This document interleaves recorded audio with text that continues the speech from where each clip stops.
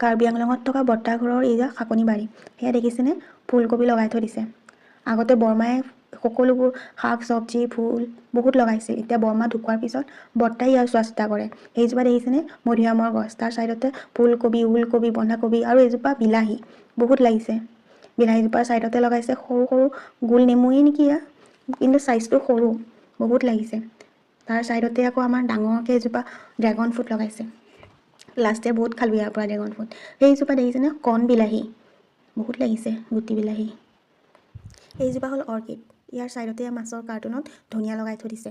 ধনিয়াৰ ছাইডতে এসোপা গাজৰ ঘন হ'ল অলপ। সেইজোপা দেখিছেনে? একে সৰুতেই লাগিছে ডালিম, ইমান ধুনীয়া লাগিছে। তলতেই লাগিছে, একে সৰু হৈ আছে তাতে আকৌ এটা লাগিছে, এটা নহয় দুটা তিনিটা লাগিছে ডালিম।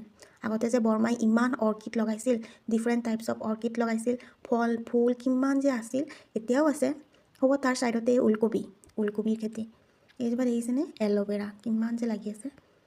এয়া সৰু সৰু টাবত বিভিন্ন প্ৰকাৰৰ চব্জি লগাই থৈ দিছে, জলকীয়া। আৰু এইজোপা চবতকৈ ডাঙৰ ড্ৰেগন ফ্ৰুটজোপা। লাষ্ট ইয়াৰ ইয়াত বহুত ড্ৰেগন লাগিছিল, কিমান যে খালোঁ। সেয়া চাওকচোন, হালধিও লগাই থোৱা আছে।